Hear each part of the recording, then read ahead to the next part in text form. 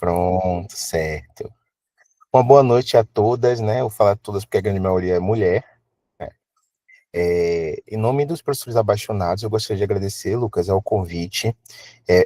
Nós somos muito gratos por você estar colaborando com esse projeto maravilhoso que nós temos de difundir a análise do comportamento no Brasil, principalmente para as professoras, tá? E eu vou te apresentar, se você me der a licença. Então, o Lucas é um amigo que eu conheci dentro da aba uns 2, 3 anos atrás, e a gente criou uma boa amizade. E ele é um dos principais profissionais que fala sobre o assentimento e compaixão dentro da aba há muitos anos, antes de alguma forma, querendo ou não, né, virar moda. E ele fala disso em seu trabalho. Aliás, ele não fala, ele pratica tudo que fala há anos. Ele tem alguns estudos. No BRV Web, em Manaus, ele fez uma apresentação de um trabalho que ele fez dentro de uma clínica, justamente usando esses processos dentro da compaixão. E aí eu pensei, por que não trazê-lo para falar um pouco sobre esse tema no contexto escolar? Principalmente agora que a gente está tendo muitas questões voltadas, né, à questão não só da compaixão, mas do assentimento, a retirada de assentimento, como esses professores, como esses profissionais estão, como também esses alunos estão dentro desse contexto. Então, o Lucas Pelezi, Polezi de Couto é psicólogo, tá? CEO da Lotus Comportamento e Autocompaixão. Ele é supervisor de intervenções baseadas em APA, mestre pela UFES, especialista em terapia comportamental contextual pela IPOG, intervenção ao para autismo e DI pelo CBI, treine teach de mindfulness e compaixão, entre várias outras especialidades que ele pode estar se apresentando, porque o currículo é grande, gente, tem coisas aqui que eu fico pensando, nossa, que legal. Eu sou seu fã, sabe, né? E eu vou passar a voz para você agora, então brilhe e mostre o quanto você pode estar contribuindo com nós enquanto profissionais, enquanto professores. E é isso. Então, passo a palavra para você, Lucas. Obrigado, Gilmar, pela apresentação, obrigado pelo convite, obrigado a você, a Elisa, pelo convite, por estar participando desse momento e contribuindo de alguma forma para a disseminação da análise do comportamento, né, junto com vocês e para uma prática compassiva, né? A gente tem discutido cada vez mais a respeito disso. É uma honra e um prazer muito grande ter a amizade do Gilmar, é uma pessoa extremamente querida. Eu vou compartilhar os slides aqui com vocês, tá, gente? A proposta do diálogo de hoje é a gente falar sobre a contribuição da compaixão para a nossa vida, né? E no nosso relacionamento com os nossos alunos, né? Com as pessoas ao nosso redor. Eu já adianto de antemão, né? Eu sempre, quando eu vou dar uma aula, eu faço 2 pedidos de desculpas. Um que é sobre barulhos. Eu moro próximo ao aeroporto, então vocês vão notar um barulho de avião. E o outro é que eu tenho 2 gatos, né? Eu sou pai de pet. E essas criaturinhas, às vezes, elas fazem algumas bagunças, brigam, e aí, às vezes eu preciso afastar, separar a briga dos dois. Ou eles aparecem aqui de vez em quando, então é capaz de vocês notarem ele, né? Agradeço ao Gilmar por ter feito a apresentação também. Eu tenho trabalhado com essa temática de compaixão e autocompaixão desde 2020. A temática de autocompaixão foi até um dos meus processos do mestrado. Eu trabalhei com uma intervenção em autocompaixão para pais de crianças autistas. A dissertação já está até publicado no portal de periódicos da UFES. E eu tenho discutido e falado sobre autocompaixão e compaixão, né, na intervenção desde 2020 aí também, né? Dentro do cenário da intervenção em aba, né, a gente começou a usar esse termo compaixão muito especificamente a partir de 2023, né? 2018, eu vou colocar 2019, 2020 ali, né, entre 2018 e 2020. A gente já tinha alguns artigos publicados, né, igual o artigo da Taylor e da LeBlanc, falando sobre o cuidado, né, sobre a empatia, sobre o cuidado empático dos prestadores de serviços, né, na relação com os familiares, né, e ali em 2023 a gente tem a publicação do artigo, né, falando sobre a compaixão enquanto uma oitava dimensão da análise do comportamento aplicada, né, e de lá para cá a gente já vem tendo uma série de estudos, né, falando sobre como que a compaixão ela pode mudar significativamente a atuação, né, do profissional, e a gente precisa olhar também, né, sobre como que a autocompaixão ela muda a vida desse profissional, né? Não só a atuação dele também, né? Que esse é um dos objetivos da compaixão, né? Melhorar a qualidade de vida da pessoa para que ela possa cuidar genuinamente da outra pessoa, né? E aí a gente aqui eu vou pular minha apresentação, que o Gilmar já me apresentou.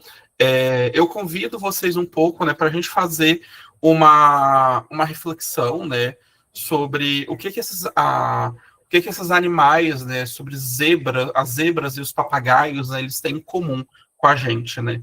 Eu convido vocês a imaginar um cenário onde a gente está numa savana e um leão se aproxima, pensando na zebra por enquanto. Um leão, quando ele se aproxima, ele tenta atacar a zebra. Se a zebra ela percebe esse ataque, ela sai correndo. Ativa ali o sistema de ameaça dela, ela foge. Ela fugiu, ela conseguiu sobreviver maravilhosamente. Provavelmente, ela não vai voltar depois de um tempo naquele local onde teve um ataque, né, do leão, e ela vai seguir a vida dela. O que o papagaio às vezes faz, né? A gente costuma chamar de louro também, né? Às vezes o papagaio ele fica repetindo, né? Palavras, frases, afirmações. Tem alguns papagaios que conseguem cantar também, né? E o que esses animais têm a ver conosco, né? A nossa mente é como se fosse um papagaio, muitas vezes. E a gente, muitas vezes, diante de situações estressantes, a gente quer fugir. Como que isso se conecta com a compaixão, né?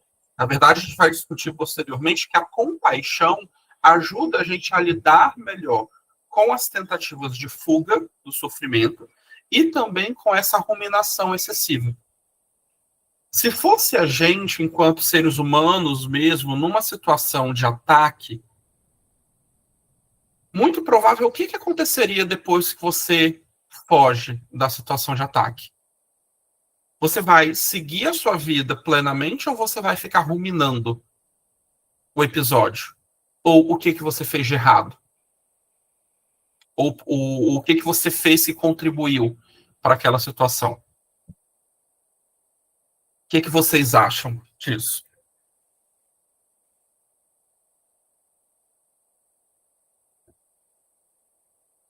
Acho que muito provavelmente vocês devem ter pensado aí, né, respondido internamente, né, que ficariam ruminando por que vocês estavam naquele lugar. Por que isso aconteceu? Eu fui ingênuo, eu fui maturo. Então a gente fica ruminando, repetindo na nossa cabeça, né, uma série de pensamentos. E às vezes, e o que isso se relaciona com a nossa vida, né? E a atuação profissional de vocês? Às vezes, quando você está lidando ali com um aluno e ele pode estar tendo uma certa dificuldade para aprender algumas habilidades, ou ele pode estar apresentando um comportamento interferente. Ao invés de olhar o evento como um todo, o que a gente faz? A gente começa a se julgar. Ou a gente começa a julgar o aluno. A compaixão, ela vem num cenário de interromper esse julgamento. Não é que a gente vai negar a realidade. Não é que a gente vai negar, por exemplo, quase sofreu um ataque. A gente vai reconhecer isso e se perguntar, o que eu posso fazer de diferente? Ou como eu posso me acolher, ou como eu posso acolher este meu aluno neste momento aqui.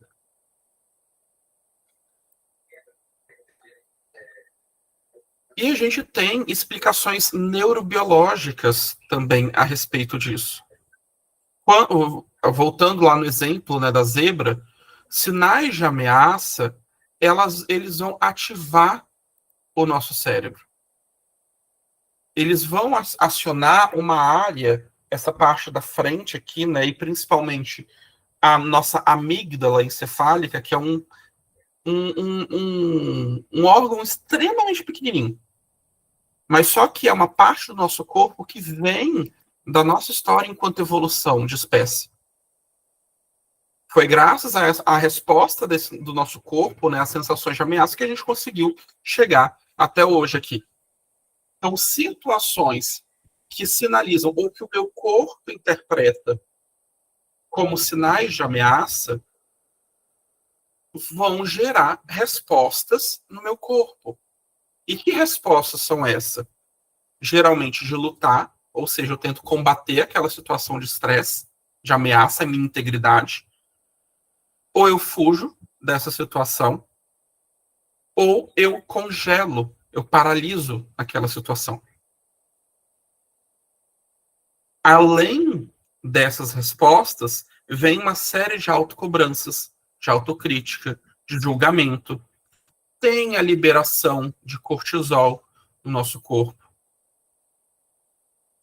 A gente vai tendo mais ansiedade, pode ficar mais vulnerável à depressão. E isso é interessante que, a partir da nossa evolução enquanto espécie, o nosso cérebro ele era ativado em sinais de ameaça com situações que significavam ou sinalizavam ameaça à nossa integridade física. Só que hoje, devido à nossa compreensão de linguagem, né, a nossa história de vida, a gente relacionou que falas, pensamentos, emoções, sentimentos, memórias também podem ameaçar a nossa integridade física. E quando eu noto isso passando pelo meu corpo, eu acabo tentando me livrar disso, e isso vai gerando mais estresse, mais cortisol no meu corpo. Até que chega um ponto que eu posso exaurir. Imagino que muito provavelmente grande parte de vocês notem isso acontecendo no corpo, né? Às vezes quando os pais cobram alguma coisa de vocês, quando a diretoria da escola cobra alguma coisa, quando você tenta ensinar um aluno de alguma forma e a sua intervenção não possibilita o resultado desejado, tudo isso vai gerando ali no seu corpo sinais de ameaça. E grande parte, muitos de nós fomos ensinados a lidar com sinais de ameaça com lutar, fugir ou congelar, paralisar. Só que essa forma de lidar convencional, ela acaba gerando mais sofrimento. E aí, diante do sofrimento, o que eu percebo? O que acontece comigo? Eu tento me livrar do sofrimento. Ou eu me acho responsável pelo sofrimento. Eu me culpo por estar sofrendo. Ou eu tento encontrar um culpado pelo meu sofrimento. E a compaixão vai ajudar a gente a interromper esse ciclo, esse movimento de tentar encontrar culpados. E vai auxiliar a gente, sim, a reconhecer que tem variáveis que não estão sob meu controle, envolver em comportamentos de acolhimento para si mesmo, e caso tenha questões que envolvem outras pessoas, por exemplo, quando a gente fala de políticas públicas, questões sociais, ao me cuidar, eu crio corpo, eu crio força para lutar contra preconceito, contra discriminações, para lutar pelos meus direitos enquanto profissional da educação, para lutar pelos direitos dos meus alunos, porque isso é o cerne da compaixão. Já dando uma introduzida, a compaixão ela vai envolver dois processos ou duas habilidades centrais. A percepção do sofrimento, ou seja, você tem que estar sensível e perceber o sofrimento, seja o seu ou da outra pessoa. E 2, a motivação e o envolvimento em atitudes, em ações, então comportamentos observáveis para diminuir, aliviar ou prevenir o sofrimento, seja o seu ou o da outra pessoa. Então, dentro dessa definição breve, a gente pode ter uma infinidade de comportamentos que podem ser classificados como compaixão. Só que esses comportamentos identificados como compaixão, a gente vai, essa foi uma ação compassiva a partir do resultado que ela tem. Se a minha ação possibilita a redução do sofrimento, ou se a outra pessoa sinaliza que ela se sente bem a partir da minha ação, eu tive uma ação compassiva. A realidade de profissionais da educação, em especial no cenário brasileiro, é extremamente estressante. Não é à toa que os índices de profissionais da educação, em especial profissionais da rede pública de ensino, têm sido afastados por doenças, por transtornos mentais e emocionais. Que muitos vão dizer sim como uma doença. Ansiedade, depressão, podendo chegar ao quadro de burnout, ou seja, um esgotamento mental, um esgotamento emocional. E vão ter infinitas variáveis que vão contribuir para esses processos. Sobrecarga de trabalho, a baixa valorização, a falta de uma rede de apoio, conflitos e demandas da vida dessa pessoa, número de alunos na sala, a falta de políticas públicas e da participação e do envolvimento do poder público, a sobrecarga de atividades. Então, todas essas variáveis, elas vão contribuindo para o sofrimento do profissional de educação. E a compaixão, ela vem ajudar nesse sentido, até para que a gente reconheça não só o que está e não está sob meu controle, como também me movimentar para mudar esse status, para mudar o que está acontecendo, para mudar aquilo que eu observo, para mudar a minha relação com o meu sofrimento. E aí, às vezes, já introduzindo alguns equívocos, muitas vezes as pessoas elas acham que a compaixão é fraqueza, a compaixão é vitimismo. E, na verdade, a compaixão envolve você lutar por si ou pelo outro, envolve você reconhecer a sua responsabilidade no mundo, as suas responsabilidades, as suas ações, envolve você se cuidar da mesma maneira que você se cuida, que você cuida um amigo na situação de sofrimento. Quando um aluno seu está passando por uma dificuldade, você acolhe esse aluno. Você trataria esse aluno da mesma forma como você se trata na maioria das vezes? Geralmente, quando a gente se relaciona conosco, né, a forma como a gente se trata é muito com cobrança, com julgamento, com ofensas. Às vezes a gente se trata de uma maneira que é extremamente negativa. A gente xinga a nós mesmos. Nossa, seu burro, como você teve coragem de fazer isso? Tapado, idiota. A gente vai falando isso com a gente. Nossa, você não consegue fazer nada direito. Você não aprende, você não vai sair dessa condição de trabalho nunca. Você falaria dessa mesma forma com seus alunos? Ou você falaria dessa mesma forma com seus colegas? Com seus familiares? Ou com os familiares dos seus alunos? Então por que você se trata dessa forma? E aí a gente entra na autocompaixão. Esse conceito, esse processo, esse conceito, né, autocompaixão, ele foi discutido, né, e estruturado com profundidade pela Christine Neff, que é uma psicóloga norte-americana. Ela começou a discutir esse processo lá em 2003, e aí lá em 2003 ela escreveu 2 artigos extremamente importantes, daqui um é descrevendo os processos da estrutura da autocompaixão e o outro criando uma escala de validação da autocompaixão. E desde então ela tem trabalhado com esses processos.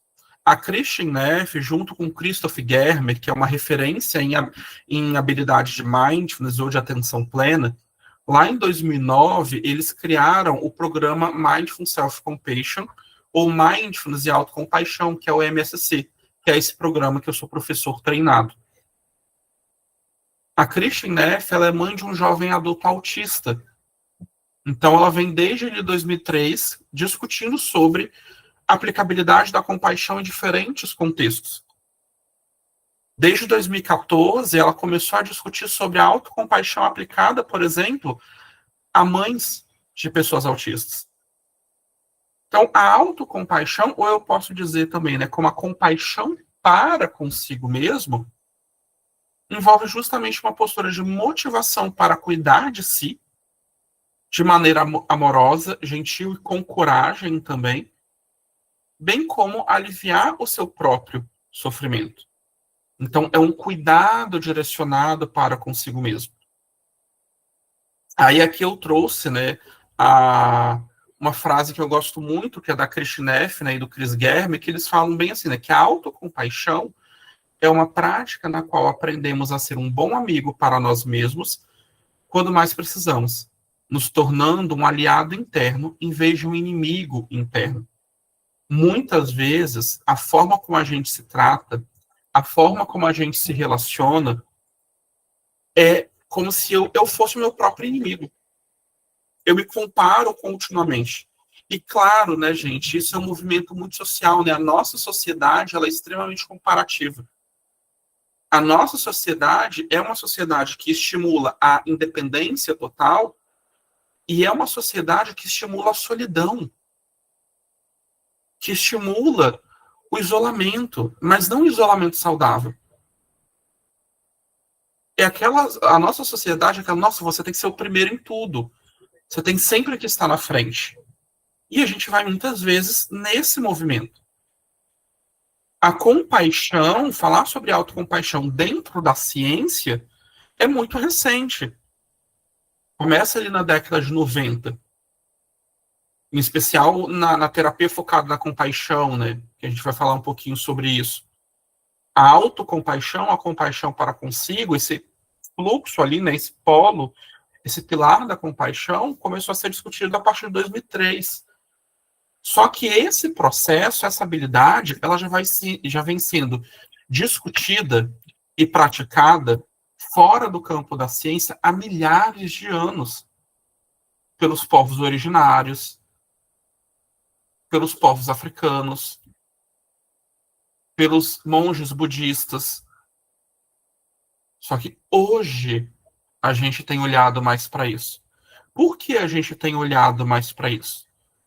Porque a forma como a gente tem se desenvolvido enquanto sociedade é caminhando para uma sociedade do cansaço. A gente não está dando conta mais. E a gente insiste em dar conta disso. E claro que não adianta só eu praticar compaixão para comigo e não ter mudanças de políticas públicas. No entanto, quando eu pratico compaixão para comigo, quando eu me cuido, eu consigo cuidar do outro genuinamente, quando são situações de cuidado, né? Então, a gente, enquanto professor, nós estamos numa condição de cuidado. A gente está cuidando do desenvolvimento da criança, do adolescente ou do adulto que eu estou lecionando. Eu consigo cuidar dessa pessoa sem me esgotar, sem me sobrecarregar. A gente tem a compaixão, ela tem esse cuidado para com a gente, né? E ela muda esse ciclo de sobrecarga. Ela muda praticamente, né, vamos colocar assim, num processo mais amplo, né, às vezes até pode parecer só utópico, a compaixão ela tem essa habilidade de mudar o destino ou desfecho da nossa história, da forma como a gente está caminhando para se desenvolver. E claro que a prática da compaixão, a prática do cuidado para consigo mesmo, não deve se tornar mais uma cobrança, mais uma exigência. É algo que precisa fluir naturalmente. E claro que esse fluir naturalmente envolve prática, envolve consistência.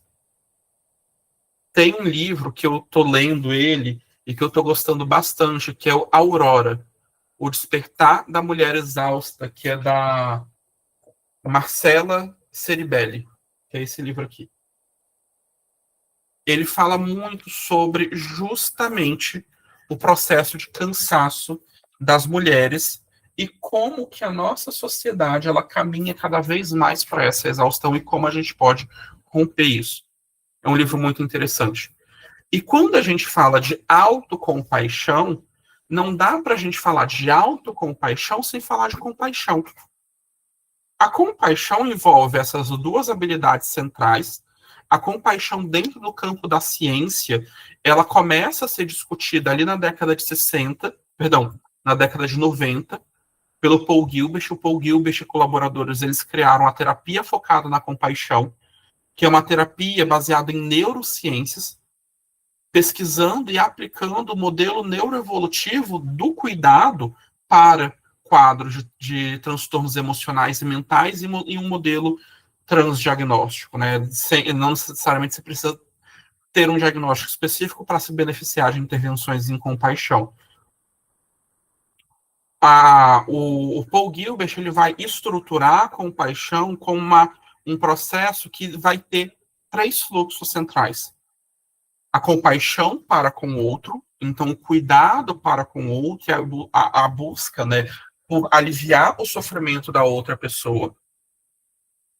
E isso é uma dimensão que a gente vê muito, né, sendo disseminada pelas pessoas. É como se só existisse isso, de compaixão.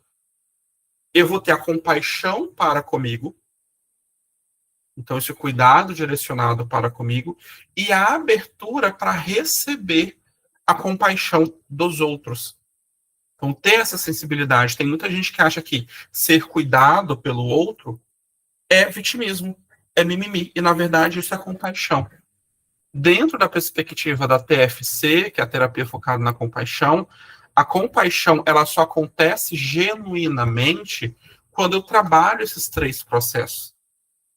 E a compaixão, ela pode, quando eu trabalho esses 3 fluxos, e a compaixão, ela pode ocorrer num percurso, num processo, não necessariamente linear, mas que vai envolver esses componentes centrais. Então, primeiro, eu tenho que ter a consciência e reconhecer o sofrimento da outra pessoa, ou o meu sofrimento também. Eu tenho que ter o sentimento de conexão com quem sofre, eu tenho que ter o sentimento de conexão para com o meu sofrimento.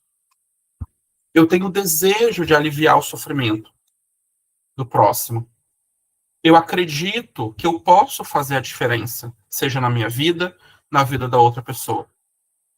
Eu tenho a disposição para dar resposta, então eu tenho a motivação para fazer uma ação de alívio do sofrimento. E eu tenho, quando eu ajo, né, eu me proponho a aliviar o meu sofrimento ou o sofrimento da outra pessoa, tenho uma satisfação com essa ação. Então, envolve um processo de reforçamento.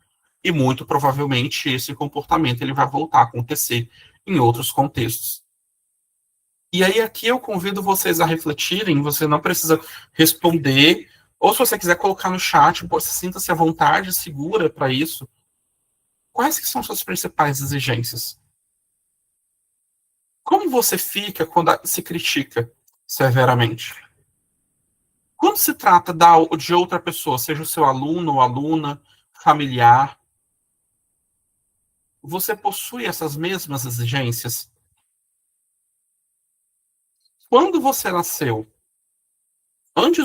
na verdade, antes do seu nascimento, você assinou um contrato que você deveria ser perfeito, que o seu compromisso é ser perfeito é nunca errar, é nunca pausar, é sempre produzir, é sempre dar conta de tudo. Se você assinou esse contrato, eu imagino quanto seja cansativo sustentar ele. Acho que alguém abriu o microfone. Se quiser falar, pode ficar à vontade. Desculpe, foi sem querer. Imagina, tranquilo. E aí aqui a gente tem os fluxos da compaixão. A compaixão, ela vai envolver esses três processos. Então a gente viu, né, que a Christine Neff, ela estruturou, ela pegou esse modelo, né, da compaixão ali, né,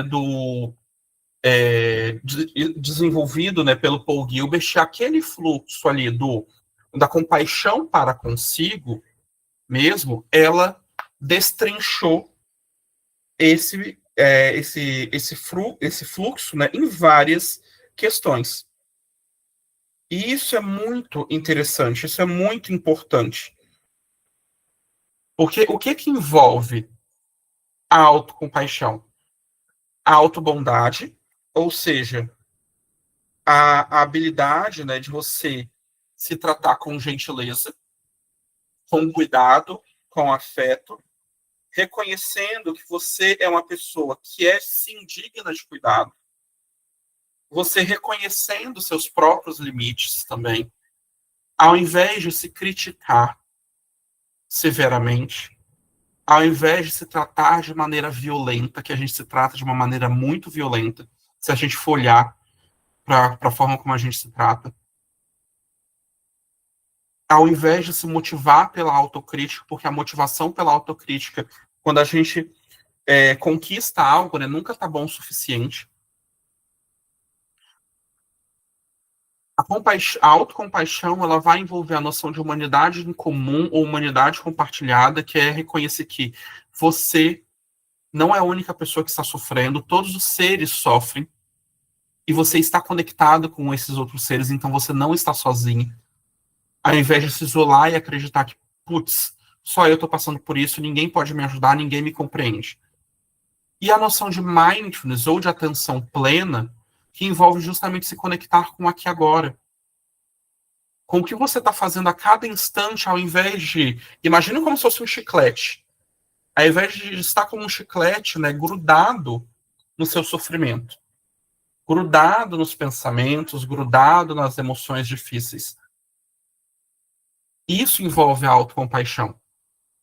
Então, a gente tem discutido muito sobre compaixão dentro da análise do comportamento. Isso não é que não seja importante, é extremamente importante.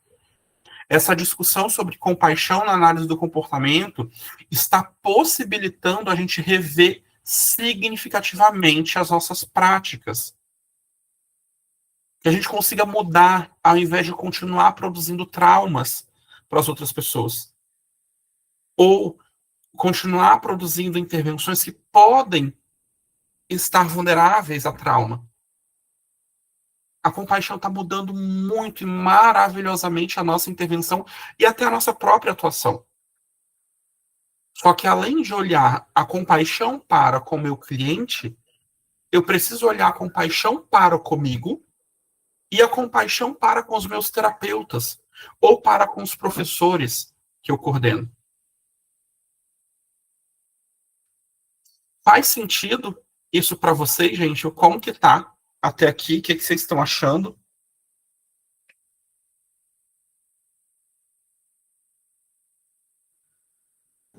Refletindo aqui um pouco sobre como que a gente se cobra, né?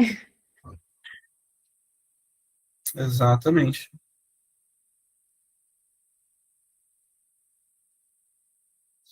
E aí, pegando esse gancho, né, que a Elisa trouxe, eu eu deixei separado aqui um vídeo, que é um vídeo que fala justamente sobre a compaixão, sobre o poder da compaixão e sobre a autocrítica ferrenha e como que a autocrítica gera sofrimento pra gente. Deixa eu só ver aqui se já está compartilhando o som. Compartilhando o som, ok. Vou colocar aqui no modo. Ele é um vídeo em inglês, só que ele é legendado. Eu vou bloquear o meu áudio. Caso não saia o som do vídeo, me sinalize, por gentileza.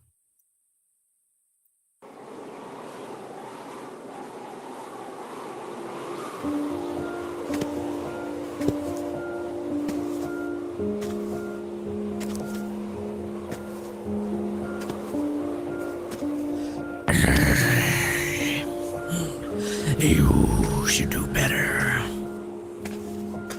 You're lazy and stupid. You really can't do anything right, can you? You're a total loser. You're not even a good person. And you're so boring. Remember the time when Joy couldn't find your cell phone? You knew where it was, you filthy thief.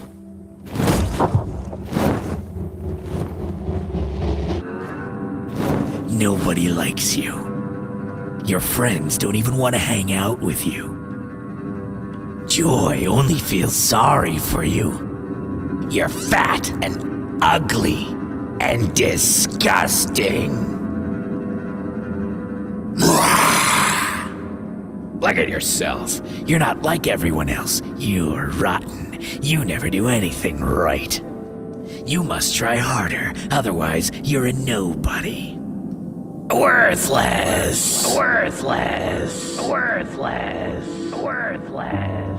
Worthless! Worthless! Hello? Hello?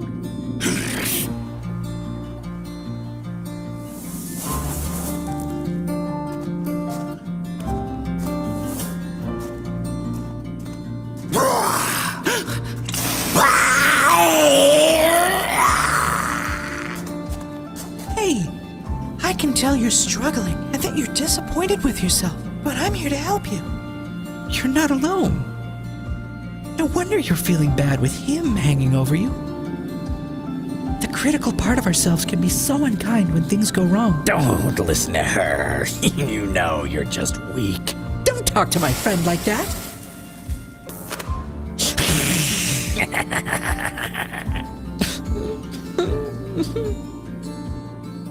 It's so painful to be sad. Yeah. What he says makes me feel small. And so alone. Then tell him. You make me feel lonely and ashamed of who I am. It hurts too much. He can't stand the light. I think it helps if we can see him. Leave me alone. Stop tormenting me.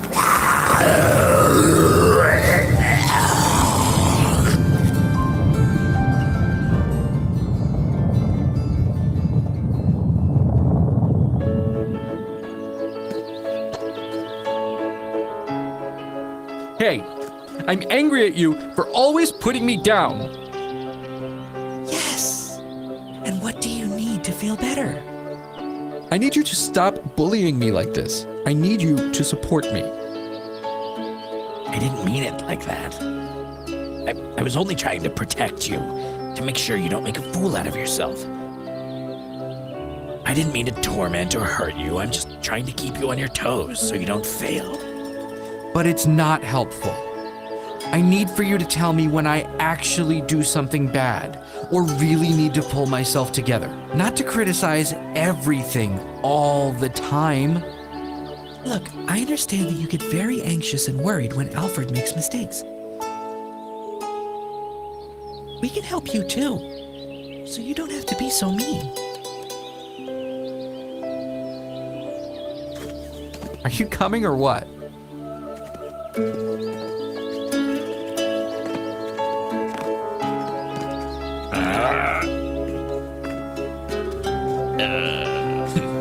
Sorry.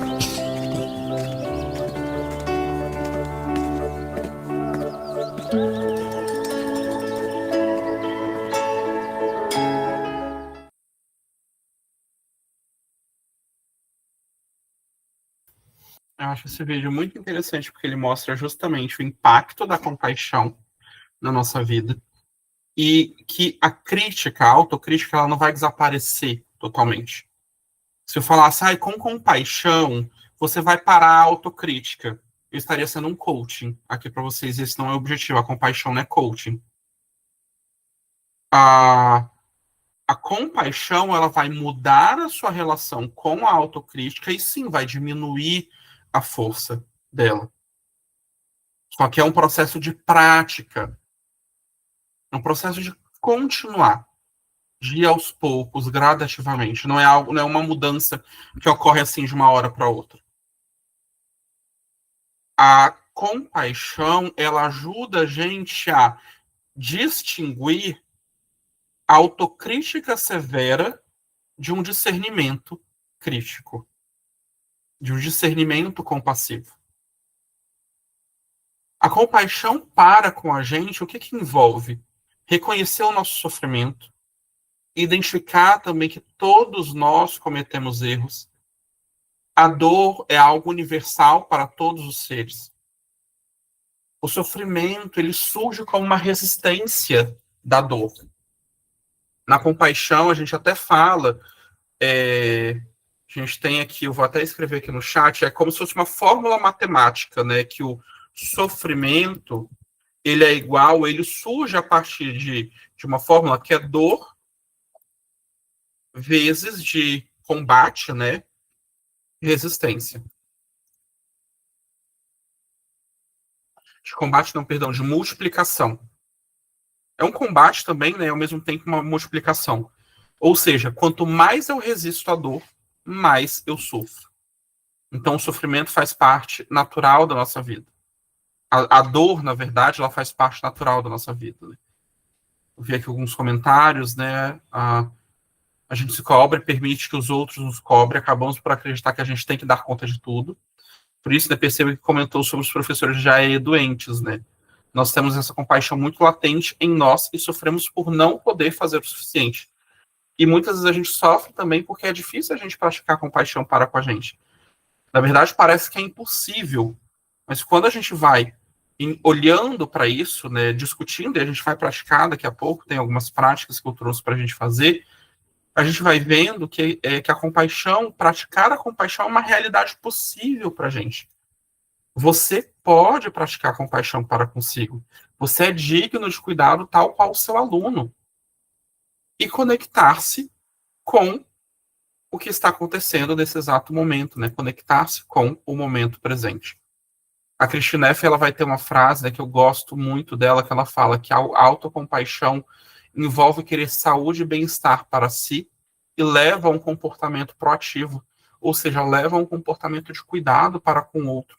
Por isso que compaixão não é vitimismo, por isso que compaixão não é egoísmo, por isso que compaixão não é se isentar da responsabilidade das suas ações. Pelo contrário, com compaixão eu reconheço a responsabilidade dos meus comportamentos e me envolvo em posturas de reparação quando necessário e me comprometo a não agir mais dessa forma. Agora a gente vai para uma prática de autocompaixão que se chama respiração afetuosa, né? Então, eu convido vocês a se abrirem para essa prática, né? Qual que é o objetivo, né, dessa prática? Ensinar como a gente pode focar a nossa mente, acalmar a nossa mente a partir de uma meditação que envolve a respiração com calor e com afeição e mostrar também, né, como regular as nossas emoções com atenção, bem como com afiliação, com apego a si mesmo. Essa é uma das principais meditações que a gente tem dentro do programa de Mindfulness e Autocompaixão. Quando a gente faz práticas de atenção plena ou de compaixão, o que a gente recomenda para as pessoas? Né? Adotar uma posição confortável, seja sentada ou deitada, de preferência sentada, porque às vezes a gente está muito cansado. Às vezes a gente acaba cochilando, quando a gente está deitado. Se você cochilar mesmo sentado, tudo bem, não tem problema, é normal isso acontecer. Você imagina manter a sua coluna ereta, né, ou alinhada, imagina como se tivesse um fiozinho puxando, né, ou alinhando a sua coluna, ao invés de ficar muito rígido ou relaxado demais. É manter a coluna alinhada, né? Se possível, conectar os pés no chão, né? Está com os pés no chão. As mãos você pode colocar em cima das pernas. Se possível, fechar os olhos ou olhar para o chão, ou deixar os olhos semiabertos. Então, eu vou te convidar, né, a encontrar essa posição confortável para você e que você se sinta apoiado durante a meditação. Em seguida, deixe os seus olhos fecharem suavemente, parcial ou totalmente. Respire algumas vezes de modo lento e fácil, liberando qualquer tensão desnecessária em seu corpo.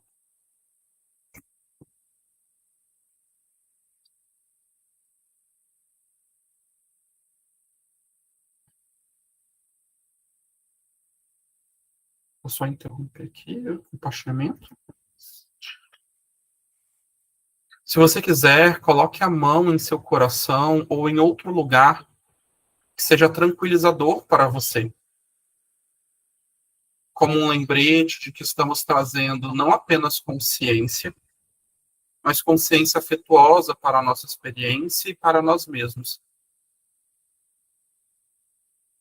Você pode deixar sua mão aí ou deixá-la descansar a qualquer momento.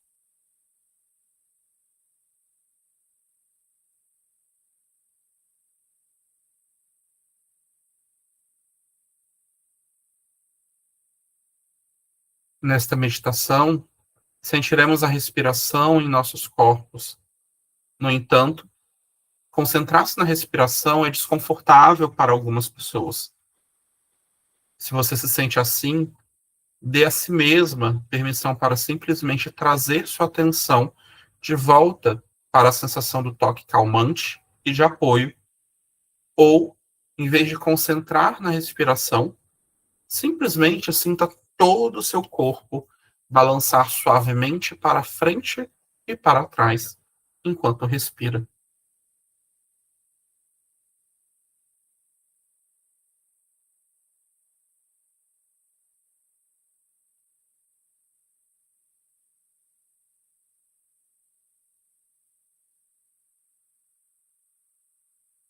Se você sentir isso sem dificuldade, por favor, comece a notar a sensação de respirar em seu corpo, sentindo seu corpo inteiro inspirar e expirar.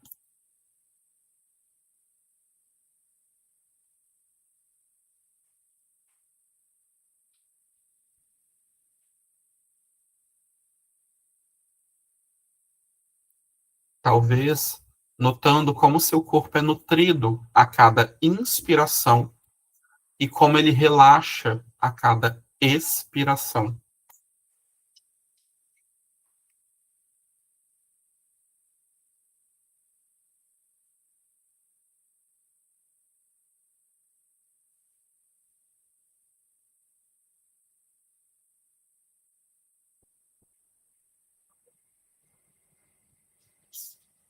Simplesmente deixando que seu corpo respire.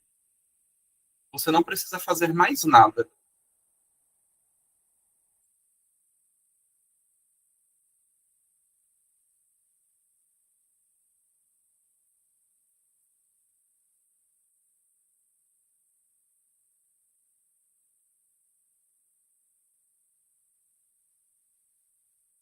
Agora, observe o ritmo de sua respiração, fluindo para dentro e para fora.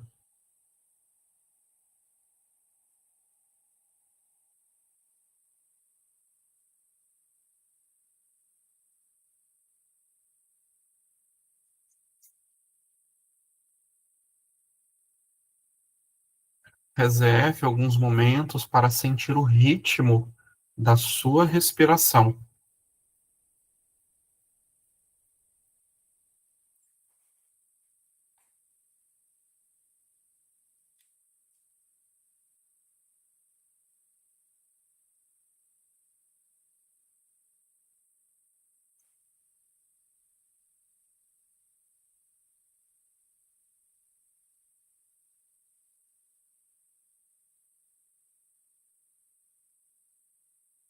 Talvez dirigindo sua atenção para a respiração, como faria com uma criança amada ou um amigo querido.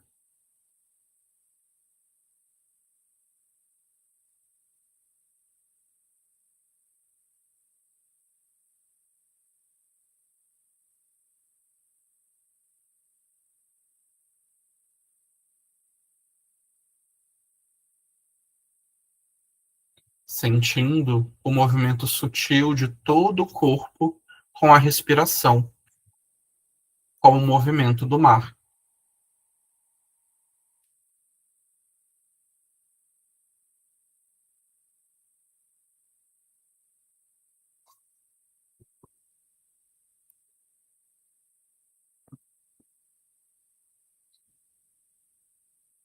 Sua mente naturalmente irá para longe, como uma criança ou um cachorrinho curioso. Quando isso acontecer, simplesmente leve sua atenção de volta ao ritmo de sua respiração.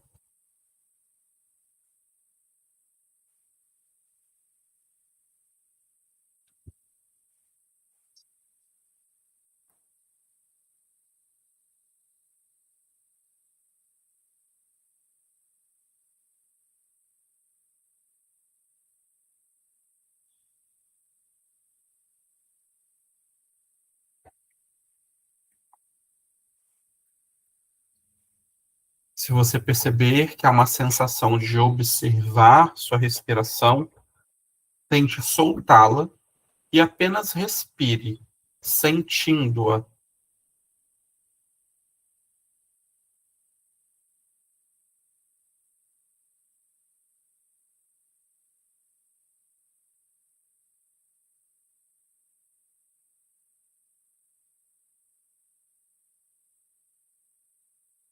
Permita que todo o seu corpo seja balançado internamente e gentilmente cuidado pela sua respiração.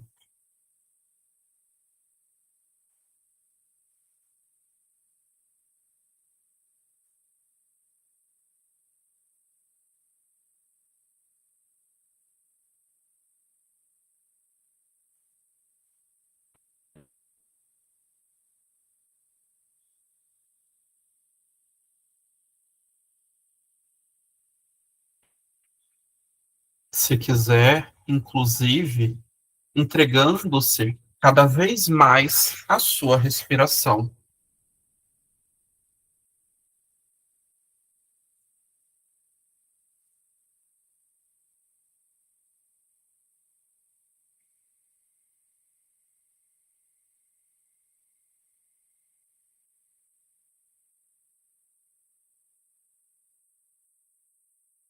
Apenas respirando, sendo respiração.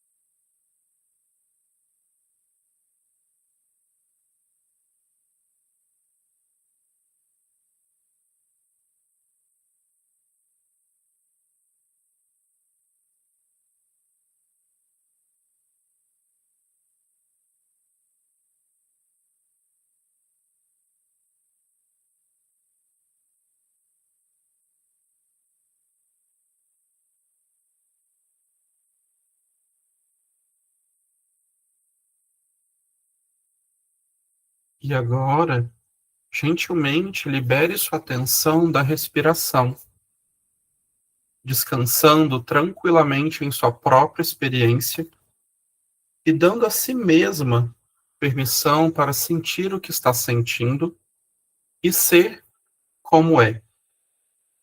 Antes de abrir os olhos, aprecie a poesia que eu vou ler para você agora.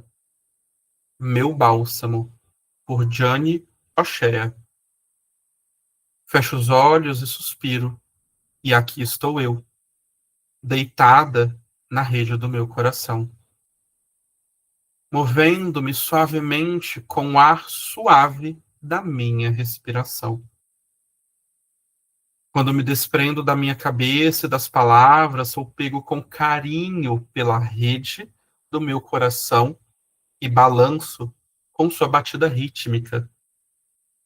É minha paz, meu descanso, meu repouso, embalado na rede do meu coração.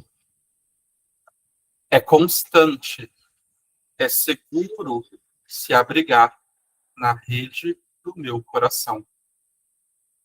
Nenhum lugar para ir, nada a fazer, ninguém a quem agradar. É meu altar, minha bênção, meu bálsamo, aqui na rede do meu coração. E quando estiver pronta, abra os olhos lentamente. E se você quiser fazer alguns alongamentos, esticar o seu corpo, sinta-se à vontade.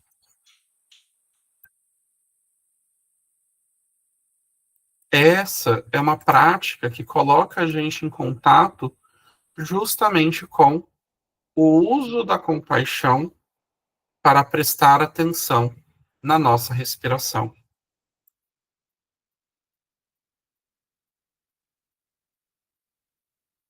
Aqui eu já falei, né, um pouco para vocês, né, mas essa frase é do Paul Gilbert, né, que envolve justamente a compaixão, né, ser sensível ao sofrimento de si mesmo e dos outros com um profundo compromisso de tentar preveni-lo e aliviá-lo. E a compaixão, ela aplicada dentro da prestação de serviço em aba ou dentro da nossa atuação enquanto professor, ela vai envolver esses 3 pilares centrais: ouvir, compreender e agir. Só que eu vou conseguir fazer isso efetivamente quando eu direciono compaixão para comigo. Por isso que eu comecei primeiro praticando com vocês a autocompaixão. O que envolve ouvir? Observar o aprendiz. Observar a nossa relação com professor, né, e aluno, a relação parental, o ambiente escolar, né, ou seja, o contexto, ao invés de inferir, ao invés de julgar o meu aluno. Observar a mim mesmo, né? Observar as contingências, as situações envolvidas no comportamento do meu aluno e no meu comportamento enquanto professor também. Identificar os interesses do meu cliente, o que chama a atenção dele, o que ele gosta, o que é confortável para ele, quais são os interesses da minha classe, ouvir o meu aprendiz, entender que ele tem voz, entender que ele tem muitas coisas a contribuir, ao invés de achar que só eu que vou ensinar ele. Promover e fomentar a autonomia. Compreender o que envolve isso. Implementar procedimentos de avaliação comportamental e de habilidades. Realizar avaliações apropriadas e que não causem danos. Realizar adaptações curriculares para o meu aluno. Lutar pela inclusão do meu aluno, se conectar com o meu aluno quando ele necessita de inclusão, necessita de adaptação, instruir os pais e eu fortalecer a minha força para demandar as adaptações da instituição de ensino. Que não é só o professor de AE que deve fazer a adaptação. E essa adaptação, inclusive, ela deve ser centrada no meu cliente, ou seja, ouvir, compreender e agir, que vai ser o próximo que a gente vai ver. Adotar uma postura que não temos todas as respostas, a gente não vai saber de tudo. A gente vai precisar buscar ajuda, ou a gente vai precisar recalcular a rota, a gente vai precisar mudar a nossa intervenção também para o que for melhor para o meu cliente. Entender que a mudança ela é feita no ambiente, não é na pessoa. Eu estou mudando o contexto, por mais que às vezes apareça que eu estou mudando a pessoa, mas na verdade eu estou mudando o ambiente para que torne mais provável que comportamentos habilidosos ocorram ao invés de comportamentos interferentes ou comportamentos que vão impactar a qualidade de vida do meu cliente, impactar negativamente. O que envolve o agir? Delinear e implementar intervenções centradas no meu aprendiz, priorizar por intervenções que não sejam restritivas, priorizar a validade social e por justiça social da e na intervenção. Estar sensível ao contexto social, histórico, político do nosso país. Priorizar intervenções menos restritivas envolvem também aqui pensar em estratégias de gerenciamento de comportamento, por exemplo, que sejam menos restritivas. O Gilmar, ele é um instrutor em PCM, ele está aqui, ele não me deixa eu falar errado, que o PCM, por exemplo, ele é um currículo que vai focar primeiro em estratégias preventivas. Exatamente. E a Reativo. grande maioria das estratégias são baseadas também em compaixão. Exato. Não ter a dignidade do nosso cliente. Perfeito, é isso. Estratégias de gerenciamento, ou estratégias de manobra física, perdão, são as últimas coisas a serem utilizadas. E tem muitas pessoas achando que só utilizar as estratégias de manobra física é o apropriado. Ou seja, quebra com tudo que o próprio currículo recomenda. Então, usa de uma maneira que não é apropriada, não é baseada em evidência, não é baseada na formação, o currículo, o programa. E aí eu continuo nessa válvula, nessa rota, né, nessa engrenagem infinita de produção de trauma. Porque utilizar manobras físicas sem o consentimento do meu cliente ou sem entender o que é o melhor para ele é uma forma de violência. É uma forma de controle aversivo. E quando as estratégias do PCM são aplicadas de maneira apropriada, de maneira correta, isso não acontece. Ou qualquer outra estratégia de gerenciamento de comportamento. E quais que são os benefícios da autocompaixão, né? Quando eu pratico a autocompaixão, eu vou liberando no meu corpo, eu vou ativando essa principal área aqui do meu cérebro, que é o córtex pré-frontal, que é a principal área relacionada ao cuidado. Então, o cuidado, ele é biologicamente selecionado também. Quando eu me cuido, eu libero no meu corpo ocitocina. Ocitocina é o hormônio do amor, o hormônio do cuidado. Quando eu tenho a liberação de ocitocina no meu corpo, eu tenho a sensação de conexão, de afiliação, de cuidado. Eu me sinto cuidado.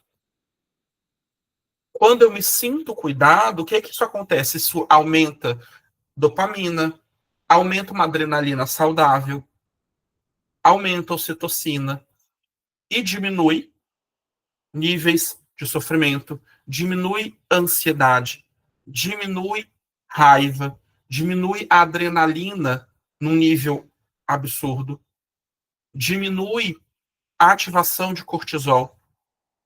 Então, eu tenho uma regulação emocional aqui também quando eu pratico o cuidado para comigo. A autocompaixão, ela ajuda a gente a lidar melhor com as nossas frustrações, ajuda a gente a aceitar que todo mundo erra, a transmitir de maneira verbal ou não verbal, vocal ou não vocal, que não tem problemas em cometer erros, melhora a perspectiva de futuro, melhora o meu relacionamento comigo mesmo, com o meu aluno, com as pessoas ao meu redor.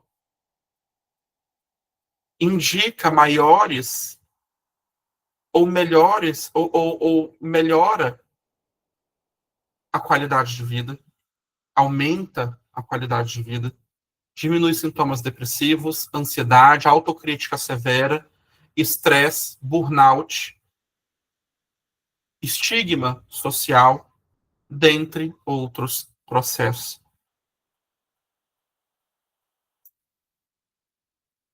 E a autocompaixão, eu gosto muito desse slide aqui, que ela resume tudo isso que a gente foi vendo aqui até agora, que o cuidado para consigo mesmo, ele muda o meu funcionamento cerebral, ele muda a forma como eu enxergo o mundo e, consequentemente, muda a minha ação no mundo.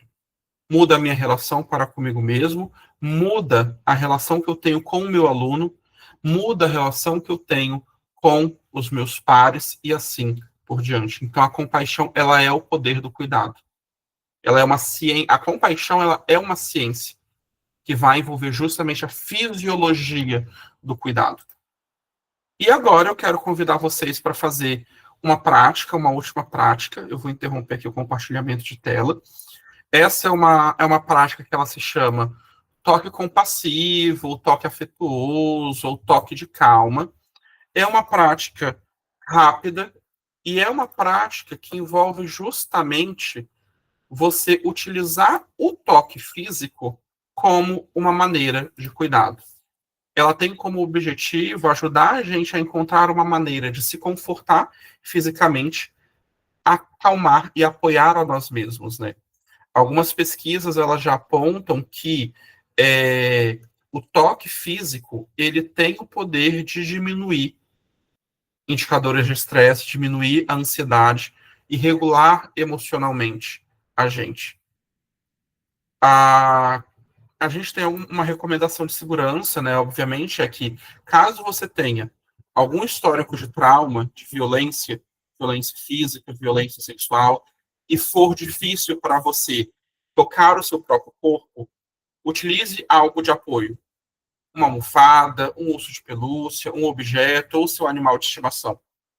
Faça o toque nesse aspecto de apoio, não em si. Essa é uma prática onde a gente vai explorar diferentes tipos de toque físico no nosso corpo. Eu convido vocês a, se possível, fechar os olhos, parcial ou totalmente, fazerem algumas respirações profundas para se conectarem com a sua experiência interior. E à medida que vocês forem fazendo os toques que eu fui instruindo para vocês, tentem notar como que o seu corpo reage a esse tipo de toque. Esses toques, eles soem, que eles sejam para vocês genuinamente calmantes ou de apoio.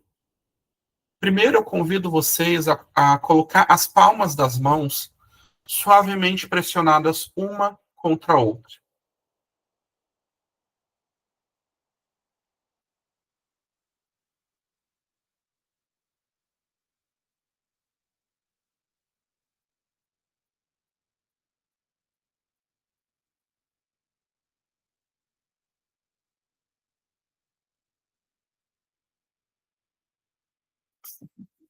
Experimente agora colocar uma mão em concha na outra.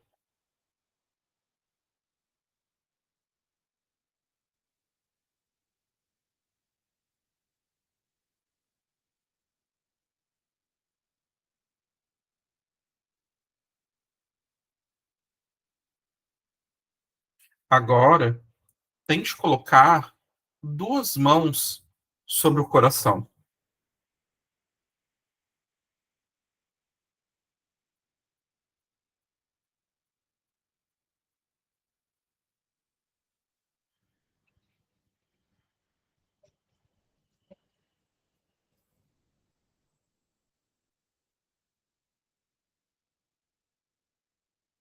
Experimente também colocar uma mão sobre o punho no coração.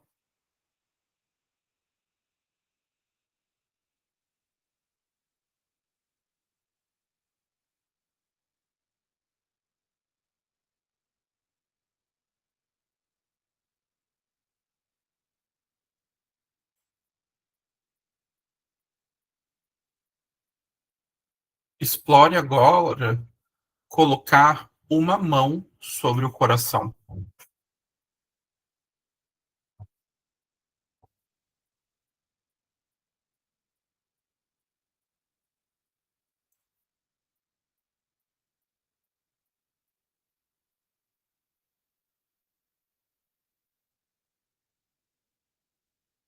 Experimente acariciar suavemente o peito, fazendo pequenos círculos ou movimentos para frente e para trás.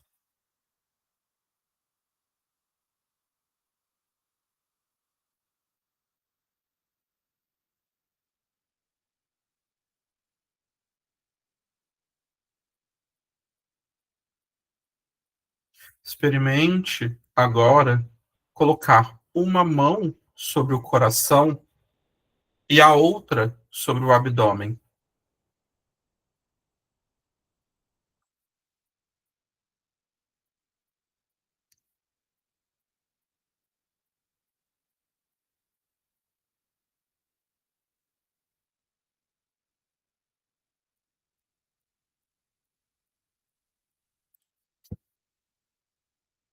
Coloque agora as duas mãos sobre o abdômen.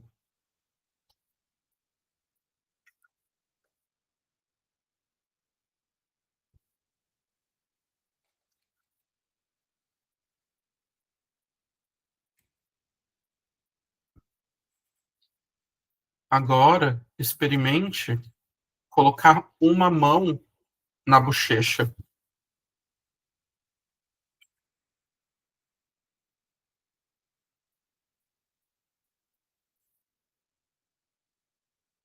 Você pode agora acariciar o rosto com as mãos.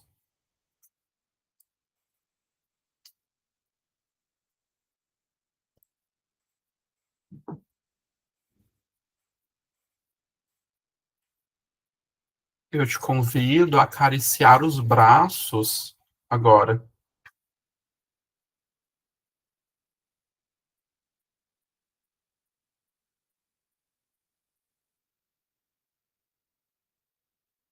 Você pode também cruzar os braços, dando-se um abraço amável.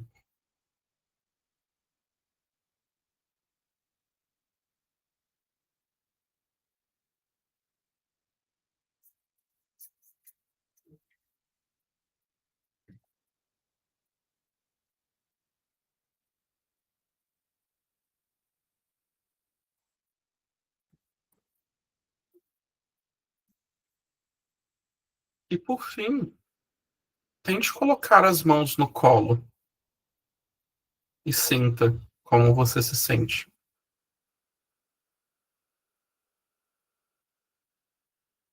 Agora, eu convido você a explorar o toque calmante e de apoio por conta própria, por mais um minuto. Você pode fazer alguns desses toques, o que soou mais efetivo para você, ou realizar um outro tipo de toque que pareça calmante para você.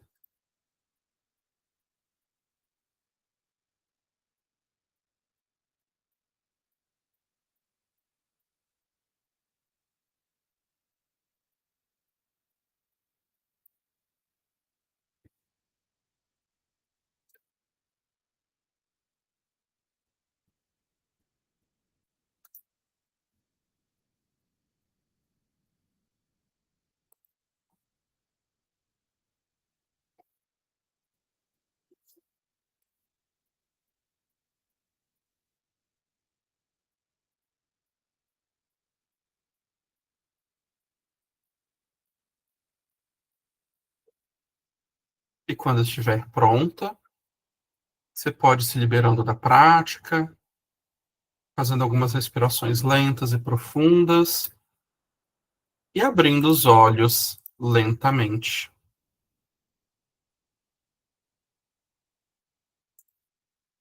E se quiser, você pode fazer um alongamento no seu corpo. Sinta-se à vontade para se acolher da melhor forma.